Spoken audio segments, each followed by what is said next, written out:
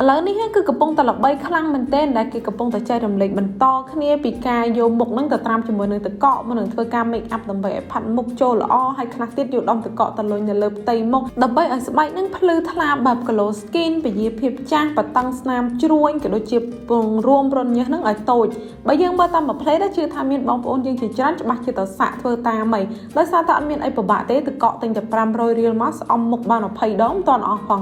Skin icing. Skin icing is an application of cold ice on your skin. តែប្រយ័ត្នតាមមុខអត់ស្អាតបែរជារលាកមុខដោយសារតែទឹកកកទៅវិញជាការពិតមានប្រភពជាច្រើនដែលគេបានលើកឡើងពីអត្ថប្រយោជន៍នៃការប្រើប្រាស់ទឹកកកទៅលើស្បែកដូចជាប្រភពដែលគួរឲ្យទុកចិត្តបានមួយនេះអញ្ចឹងគឺគេបានបញ្ជាក់ផងដែរថាទឹកកកក៏អាចជួយកាត់បន្ថយការហើមកាត់បន្ថយស្លកខ្មៅក្រោមភ្នែកនិងធ្វើឲ្យស្បែករបស់យើងភ្លឺថ្លាប៉ុន្តែក្នុងនោះគេក៏បានបញ្ជាក់ថាវិធីសាស្ត្រនេះគឺមិនសុវត្ថិភាពសម្រាប់មនុស្សគ្រប់គ្នាទេ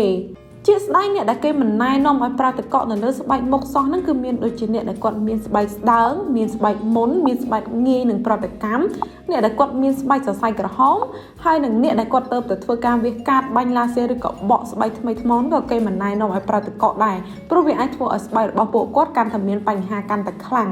ហើយបើយើងយកទៅតាមការចែករំលែកពីពេទ្យជំនាញឯកទេសសើស្បែកពីបរទេសជាច្រើនអ្នកវិញគឺពួកគាត់តែលើកឡើងស្តៀងគ្នាថាវិធីសាស្ត្រដែលការយកទឹកកកទៅស្អំមុខឬក៏ម៉ាស្សានៅលើស្បែកមុខនេះគឺវា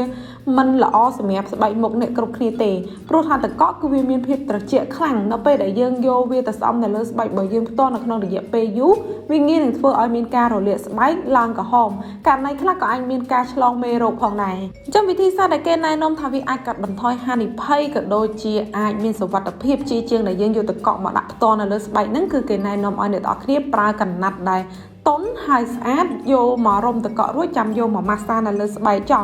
តែកុំម៉ាស្សាយូរពេកវិធីមួយទៀតក៏អាចយកកសែងកូនកសែងដែលស្អាតទៅត្រាំទឹកត្រជាក់ហើយយកកសែងដែលត្រជាក់ហ្នឹងមកម៉ាស្សាឬក៏ស្អំនៅលើមុខវិញវាសុវត្ថិភាពជាងការដែលយកទឹកកកហ្នឹងផ្ទាល់មកដាក់នៅលើស្បែកមុខ